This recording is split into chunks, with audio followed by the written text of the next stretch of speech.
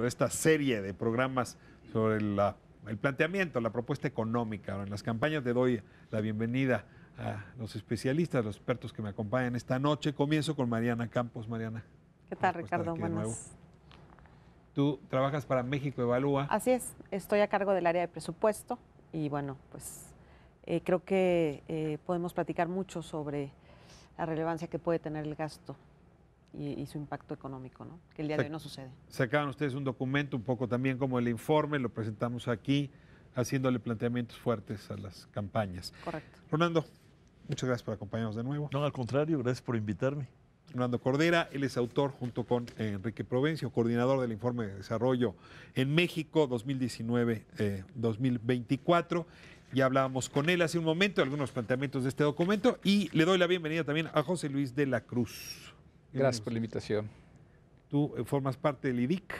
Efectivamente, soy el director general y en esencia lo que hemos estado planteando en los últimos años es modelos de desarrollo industrial que impulsen el crecimiento, que sea además socialmente incluyente, es el objetivo que tenemos. Bueno, pues a ver, regresemos un poco sobre los planteamientos.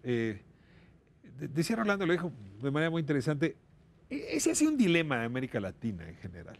Sí, no hemos logrado volver compatible crecimiento e inclusión.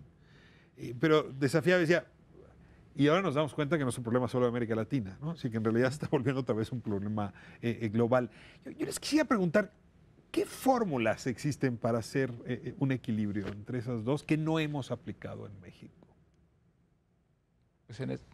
Bueno, yo creo que tenemos que comenzar por el principio, ¿no?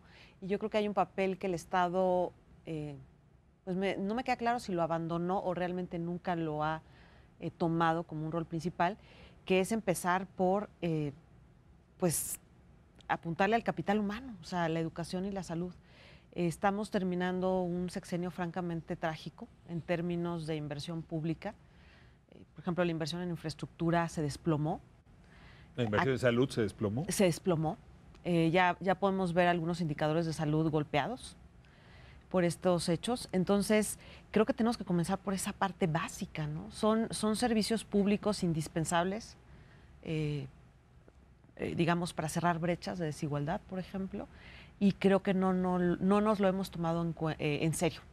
Hay que recordar una descentralización muy importante en el 98, el gasto público de estos servicios, y creo que todavía hace falta en mi opinión, una reforma de segunda generación a esta descentralización, y mientras no abordemos estos aspectos indispensables de la coordinación entre federación y estados en estos servicios, mientras no nos metamos a pensar cuál es el país que queremos a largo plazo, cuánto cuesta cumplir el derecho a la salud. No hemos estudiado nada de eso en términos cuantitativos. Hay una ausencia de... Déjame dejarlo como premisa. Si no ha habido una inversión, decíamos en un momento, en infraestructura, no la ha habido de manera decente, correcta, en materia de educación, en materia de salud. ¿Qué dicen las plataformas? ¿Sí ven un cambio en las plataformas? ¿Sí ven un planteamiento atractivo en este sentido? Mira, yo antes de eso agregaría un elemento. La política económica está acéfala de un campeón del crecimiento. O sea, tenemos un problema desde el marco institucional de política económica. Banco de México se ocupa de inflación. Secretaría de Economía se ha especializado en firmar tratados comerciales.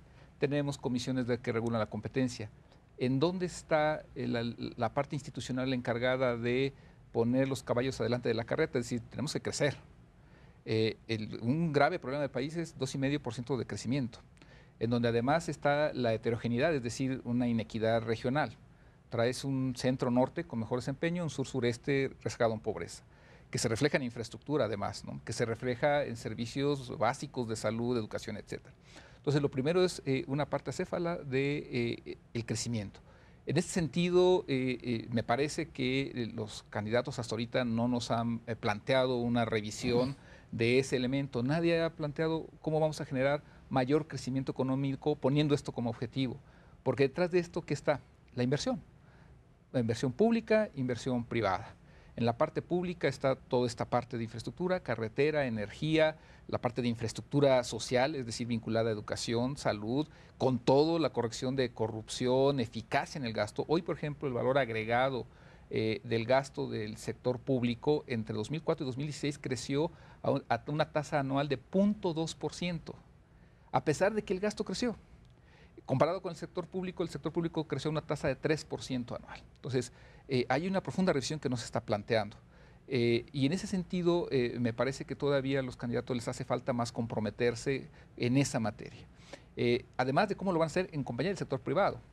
El sector privado te genera el 95% del empleo, en donde el valor agregado que genera el sector privado es el 86% del total nacional. Entonces, la política económica, nada más enfocada a qué tiene que hacer el gasto de gobierno, pues no va a tener el efecto multiplicador en la economía y los beneficios sociales, sino va acompañada de un impacto en el sector privado. Formalización de la economía, por ejemplo. Y si nos espantamos de que el 57% de los trabajadores están en la informalidad, es más relevante la cifra de que el 75% de las unidades económicas de las empresas está en la informalidad. Entonces, ahí nos falta mucho por trabajar. A ver, Roland, tu opinión de las plataformas sobre el tema crecimiento e inclusión. Bueno, en la medida en que se rehúye el tema fiscal, es decir, el tema del papel del Estado como promotor, como complementador, como auspiciador, etcétera, y entonces soslaya la cuestión de fiscal, en esa medida, salvo en ejercicios retóricos más o menos vacíos, pues se niega el tema del crecimiento y el desarrollo. Es decir, es inevitable, como dice José Luis, si te planteas el tema de que hay que crecer y que hay que promover el crecimiento, o sea, porque no se da naturalmente, entonces el Estado tiene que intervenir, promover, invertir, asumiendo pues la lección histórica que la inversión pública no es competitiva con la privada, sino complementaria. Ahora, se requiere financiarla, pero con un coeficiente impositivo de 12 o 13% del PIB no se puede aspirar a mucho en esa materia. Tienes que plantear el tema de la insuficiencia de recursos. El día que se presentó... Eso se convirtió en tabú. Los especialistas en mercadotecnia, política, los publicistas dicen, lo han dicho, ¿no? Es una frase más o menos manida. Si mencionas impuestos, pierdes votos, ¿no? Bueno, a ver, pues yo no sé si se pierdan o se ganen. En una discusión con representantes de los partidos, Jaime Ross les recordó que el primer ministro de Noruega se ha estado eligiendo y reeligiendo planteando aumentar impuestos, ¿no?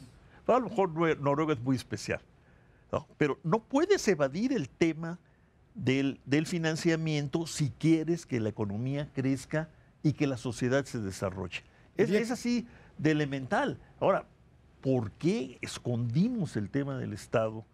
Pues es casi para otra novela de Vargas Llosa, ¿no? Si no fuera él tan ortodoxo.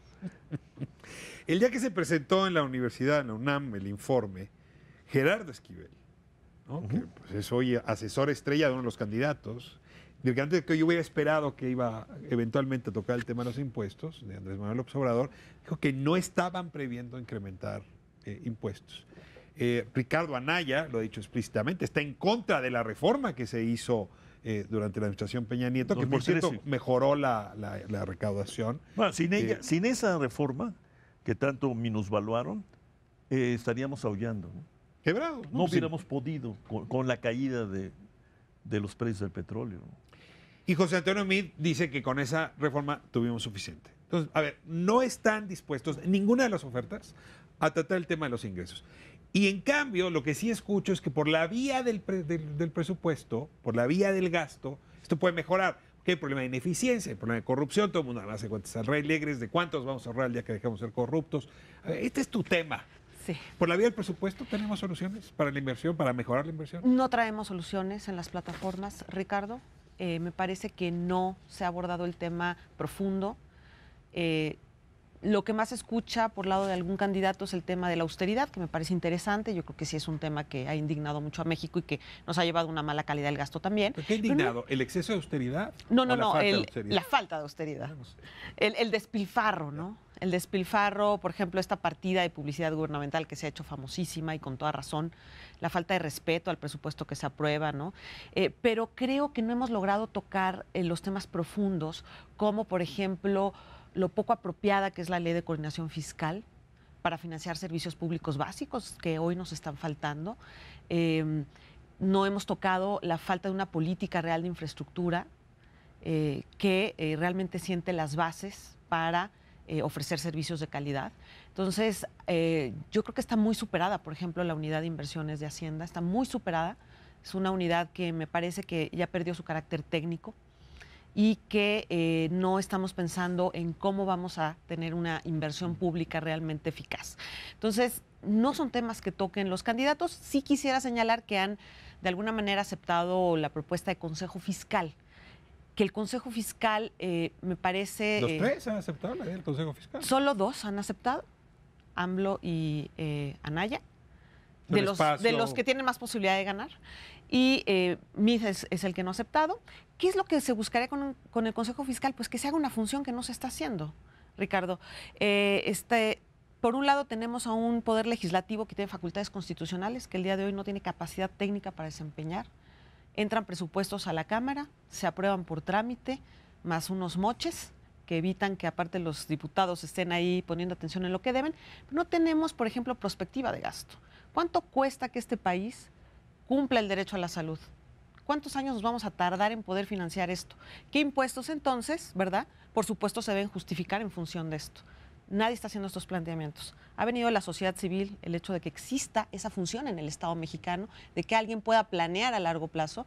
Hoy estamos pagando el desastre de las pensiones, de que es un tema que se ha venido rezagando y bueno, pues ahorita 3% del PIB se va a ir en pensiones, traemos también muchos intereses de la deuda y en inversión tenemos un gasto por abajo de eso, ¿no? A ver, decía hace un momento, José Luis, que falta como le llaman los que hacen política exterior el Sherpa, ¿no? O sea, la locomotora del tema crecimiento con desarrollo incluyente. Yo diría, ¿el problema será que falta Sherpa o es exceso de Secretaría de Hacienda?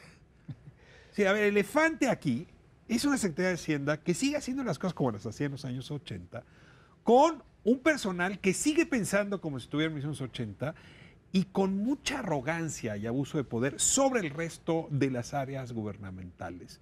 El problema no será Hacienda, así dicho en estos términos, y pregunto si los candidatos tienen alguna idea de cambiar a esa casta hacendaria. Mira, yo replanteando lo que comentaba hace un momento es, Secretaría de Hacienda, que en otros países sería el equivalente del Ministerio de Finanzas, se encarga de eso, finanzas públicas. Nosotros estamos supeditando el objetivo de crecimiento a tener un equilibrio en finanzas públicas. Es decir, ponemos como requisito y premiamos tener déficit primario controlado. Buscamos como objetivo pues ya no mayor endeudamiento, que no es que esté mal. Sin embargo, todos esos criterios de finanzas públicas, todos los ajustes fiscales que se han aplicado de los 80s para acá, que fundamentalmente han ido sobre la inversión física, es decir, sobre la infraestructura, porque pues, un puente no se va a quejar de que no lo pintemos este año, de que no lo pavimentemos este año. En cambio, en el gasto corriente hay sindicatos, hay otros mecanismos de presión. Y no nada más en México, en América Latina se acabó privilegiando el hacer los ajustes en donde se genera el crecimiento, que es en la inversión pública. Entonces, en el momento que nosotros supeditamos el crecimiento económico al manejo de las finanzas públicas, pues evidentemente que tenemos ahí un problema. Un problema que además se da en tiempos en donde no necesariamente es la falta de recursos lo que es la causa de que esto no crezca. Entre el 2003 y el 2017 se tuvieron ingresos excedentes a lo presupuestado por más de 3 billones de pesos, más de 3 millones de pesos, por arriba de lo presupuestado. Ya teníamos pagado infraestructura, gasto social, etcétera, y nos sobró esos 3 billones. ¿Qué pasó con esos 3? En estricto sentido, perfectamente pudieron haber financiado proyectos de infraestructura a lo largo y ancho de todo el país, y no ocurrió así. Entonces, sí es darle de manera sostenible a través quizás de impuestos, porque hay que trabajar en ello, recursos a la hacienda pública, pero ojo, eso tiene que estar asociado con el compromiso de cómo lo voy a gastar. Decías lo de Noruega, pues quizás no hay mucho problema porque el noruego, el ciudadano ve en sistema de salud, en sistema de educación, los resultados. Hoy los candidatos no están haciendo un manejo o no están presentándonos cómo se va a manejar esos recursos excedentes. No nos están presentando, por ejemplo, un elemento esencial, y coincido con Mariana. Hoy, por ejemplo, el costo financiero, el presupuesto este año, básicamente es el mismo que destinado a la infraestructura. Nos están comiendo los pasivos contingentes, que esos es como un cáncer que poco a poco nos va eliminando. Entonces, en ese sentido, a mí, y por eso lo enfatizo, es sí necesitamos un Ministerio de Finanzas que se encargue de ello, pero evidentemente sí otro que su prioridad sea crecimiento, generando, preservando los fundamentos de la estabilidad. Ahora, hay una política de desarrollo social, hay una Secretaría de Desarrollo Social, pero normalmente traducimos desarrollo social como aquellos programas dedicados a combatir las condiciones que generan pobreza, y entonces los programas muy puntuales, ahora prosperan, oportunidades, en fin, que tienen que ver con paliar situaciones de pobreza, pero no significa hablar de desarrollo. Déjenme irme a corte y regresamos a este segundo tema, y si hay algo que decir sobre la Secretaría de Hacienda, también te lo voy a agradecer. Rolando, regresamos un momento.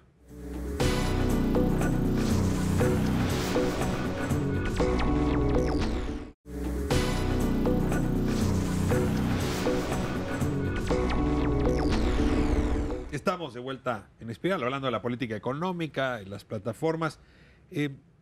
Andrés Manuel López Obrador hizo campaña en 2006 con aquella frase de primero los pobres, y también la hizo para llegar a ser jefe de gobierno de la ciudad. Había sido un tema principal suyo. Pero hoy estamos en una época donde la corrupción se nos volvió la etiqueta principal. Y curiosamente este tema de la desigualdad, la pobreza, no ha sido hasta ahora el más interesantemente tratado. ¿Por qué, siendo la desigualdad, hoy me equivoco, el principal problema de este país, no está hoy siendo el principal foco de atención política, Rolando? Yo creo que en parte por la desigualdad, por quienes opinamos, quienes estamos aquí contigo, quienes escribimos o escriben, y quienes leen, quienes tienen acceso al Internet eficiente y eficazmente, pues son los más o menos en un tercio o un cuarto de la sociedad los últimos pisos que se beneficia de la desigualdad sin necesariamente quererlo, pero esa es la realidad. Si se crea entonces, yo le digo una forma, es un anglicismo, pero ni modo, una forma bizarra, ¿no?, de aquello que John Kenneth Galbraith estudió como la cultura del contento o de la satisfacción. Pero él se refería a los 2/3 de su sociedad. El primer tercio es el verdaderamente beneficiado, que involucra a los demás. Y el olvidado es el tercio. El último. Aquí estamos al revés. Aquí es el primer tercio. Y el resto de la sociedad sufre diferentes situaciones de vulnerabilidad o carencia. Pero los activos, los políticamente activos, pues somos los del tercio más alto o cercanos a él, ¿no? Y entonces, pues la desigualdad es un tema impertinente y molesto, para no decir la pobreza. Y pues académicamente lo podemos tratar, lo tratamos cada vez mejor. Pocos países en el mundo tienen las capacidades tecnológicas y metodológicas para estudiar ese tipo de fenómenos, ¿no? Es decir, lo que hacen en Coneval, lo que hacen mis colegas ahí en el programa, lo que hacen los colegas del Colegio de México, de la Ibero, con sus laboratorios, qué sé yo, es notable. Tenemos un conocimiento de esa circunstancia como nunca lo habíamos tenido. Entonces, muy buen diagnóstico. Pero yo les pregunto, ¿hay políticas desde el gobierno, hablo los locales y el gobierno nacional, para enfrentar esas razones que hacen que esté tan distante el ingreso entre mexicanos, ¿no?, distintas a las dedicadas a paliar la pobreza? Yo creo que lo fundamental es paliar la pobreza, contenerla, y por otro lado cumplir malamente, como lo ha dicho Mariana, con los compromisos constitucionales en materia de salud, seguridad social y educación. ¿Cómo se cumple o no se cumple? No se cumple. Vienen las evaluaciones que hace el propio gobierno y resulta que no estamos bien. pero el responsable de eso es el que hace las evaluaciones. Y así seguimos. Movilidad social está quebrada. No hay políticas para mejorar movilidad social. Digamos, estamos estancados en el tema. El elevador se descompuso. Se descompuso y yo insisto en que claramente con lo que sucedió en este sexenio, en donde tuvimos una reforma sendera y tuvimos recursos para invertir en estos servicios básicos, porque sabemos que la movilidad social, bueno, la educación y la salud son claves para eso, ¿no? Y los recursos no se fueron ahí, Ricardo. O sea, si hay un problema en la toma de decisión, tú preguntabas hace rato sobre la Secretaría, yo creo que hay un profundo tema ahí en la toma de decisión que no nos está sirviendo, porque 10 puntos más de deuda, récord histórico de recaudación, no nos sirvió para levantar los gastos de educación y de salud. O sea, nuestra economía crece poco, pero esos gastos crecen por debajo del crecimiento económico en estos momentos, ¿no? Es trágico para un país como México. Entonces, sí tenemos que revisar el modelo hacendario, la toma de decisión, la asignación del gasto, porque mi percepción es que tenemos un modelo profundamente discrecional. Una pregunta muy rápida. ¿Cabría que llenamos de normas a la burocracia mexicana para que pudiera ejercer el gasto? O sea, que hoy comprar medicinas, hoy arreglar una escuela es burocráticamente mucho más complicado. Que los proyectos ejecutivos están llenos. Es decir, que algo hicimos mal y también por eso no está fluyendo el recurso. Sí, la famosa leyenda, la gente, los funcionarios no firman.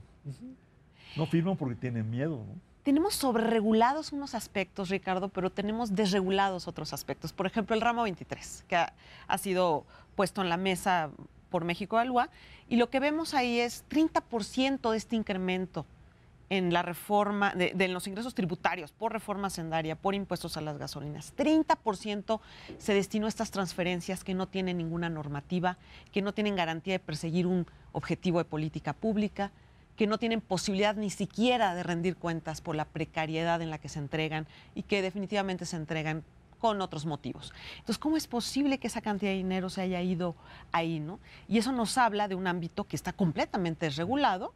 Ahí sí nos falta regulación, pero tenemos otros ámbitos totalmente extrarregulados que te impiden agilizar la atención de una emergencia y de una situación que se esté dando en la coyuntura. Antes de irme al tema salario, que lo quiero abordar, como lo prometí, políticas de fomento.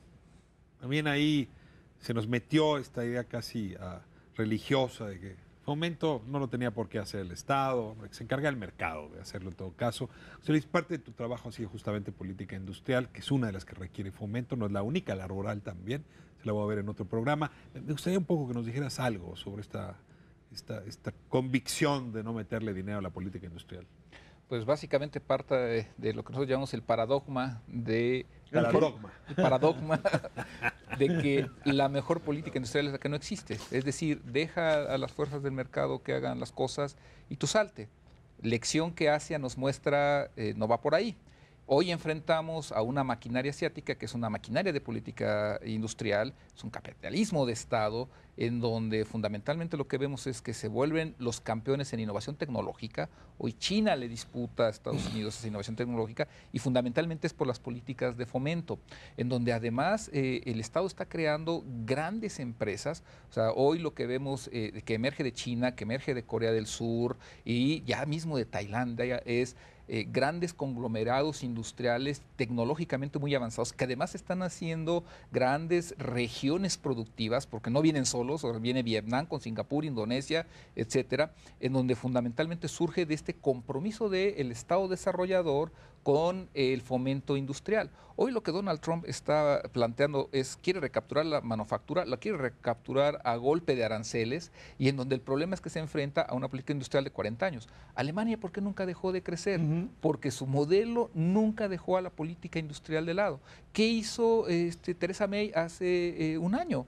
Un anuncio de política industrial. ¿Qué está haciendo Macron? 30,000 millones de euros a lo que ellos llaman industria del futuro, porque no le quieren llamar industria 4.0, porque es un concepto alemán, pero en esencia es recuperar la innovación tecnológica en las manufacturas, porque además saben, y lo están viendo así, que la revolución tecnológica va a hacer que muchas de las industrias regresen de los lugares en donde la ventaja es mano de obra barata, ahorita que vamos hacia los salarios, y en donde la tecnología permite, si tienes la infraestructura energética, si tienes las carreteras, el capital humano que viene las ganancias, hombre. Te lo puedes volver a llevar, ya está ocurriendo, te lo puedes volver a llevar a Francia, te lo están llevando de nuevo a Estados Unidos, porque la ventaja ya no va a ser mano de obra barata. Entonces, México renunció a una banca de desarrollo promotora del mismo, renunció a que la banca privada lo impulsara y, en esencia, al desintegrar las cadenas productivas, rompió ese mecanismo de crecimiento.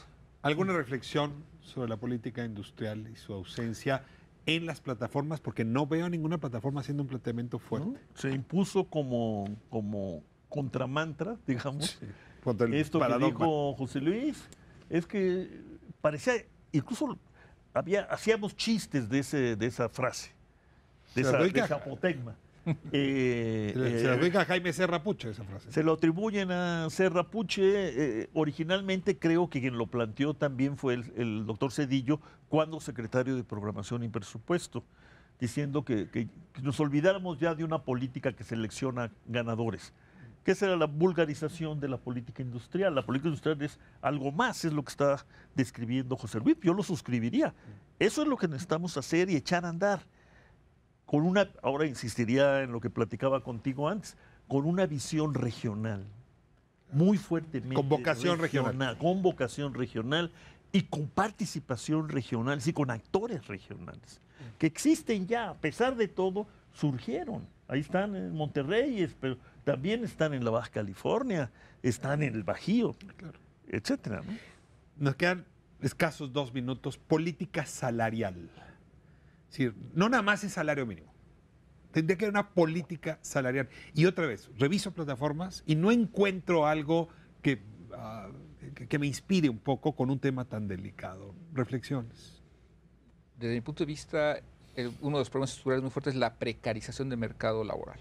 Hoy, de los 53 millones de trabajadores, solamente el 5% gana más de 5 salarios mínimos. Es decir, ahí está la fuente de la falta de ingresos para resolver el problema de pobreza.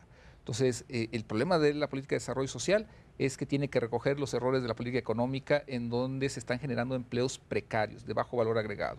¿Qué implica solucionarlo y que está ausente? Es cómo el sector público va a impulsar al sector privado para generar inversión, crecimiento y a través de eso empleo formal mejor remunerado.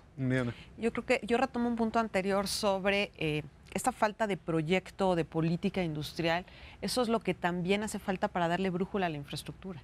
O sea, porque la infraestructura que tú requieres va en función de esa estrategia de desarrollo. Y creo que nos hemos quedado sin esa brújula. Aquí un tipo de carretera, aquí un tipo de puerto. Entonces tenemos programas pues que son ocurrencias, ¿no? Y no estamos... Última reflexión, Rolando. Bueno, tenemos que recuperar la idea misma de política salarial. No hay política salarial. Eso también lo hace el mercado. Más que eso, que lo determine el mercado. El mercado ha sido muy, muy cruel con los trabajadores porque se combinan oferta abundante de mano de obra, diría algún clásico, con el deterioro casi total de la fuerza organizativa de los trabajadores. Es decir, la decadencia, más el deterioro, la erosión del mundo sindical. Lo que queda del mundo sindical se volvió, por obvias razones, un mundo tremendamente defensivo. Ni siquiera atendiendo a elementos que le son muy nocivos. Por ejemplo, la informalidad, la precariedad, conspira contra los trabajadores organizados. Los trabajadores organizados salen del trabajo y lo que ven son a los que podrían sustituirlos si se ponen rebeldes o rejegos. Eso tiene que recuperarse.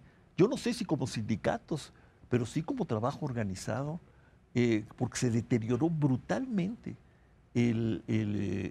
esa circunstancia que mal que bien, yo era los que decían que mal, pero porque era crítico del esquema, pero mal que bien funcionaba como fuerza compensatoria y le servía a los gobiernos del presidencialismo autoritario para su propia negociación con el sector privado.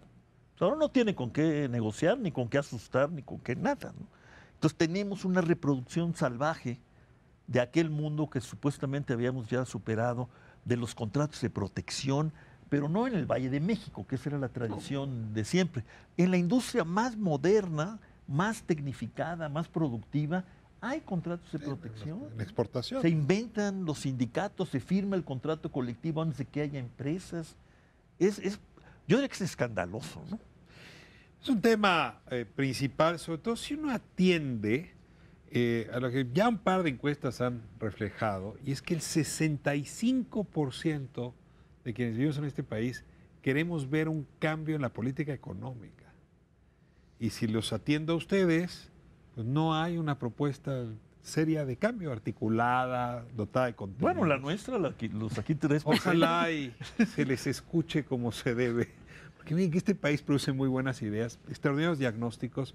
La intervención ya directa sobre la economía es la que merece un tratamiento igual. Bueno, sin un Congreso fuerte, Ricardo, no se puede. No vamos a tener. No puede, en una sociedad compleja, que quiere además ser democrática, no puede sustituir al Congreso con ONGs, OSCs.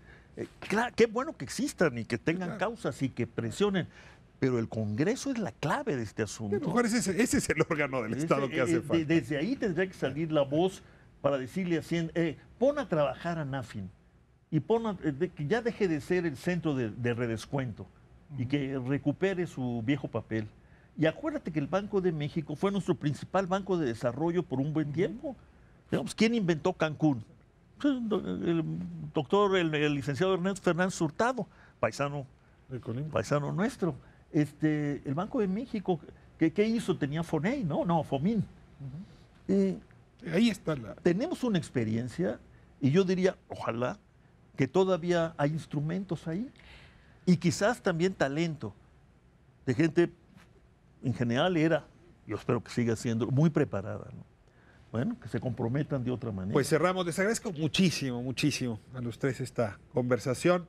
Y bueno, nos dejan inspirados de ideas. Ojalá y tengamos también capacidad de exigir y músculo para que estos sean los planteamientos en Plan Nacional de Desarrollo en materia económica del próximo gobierno. Nos vamos a casa, a dormir, a descansar, a lo que usted quiera, con inspiración económica. Gracias por habernos permitido entrar a su hogar. Nos vemos miércoles que entra a 10 de la noche aquí en Espiral.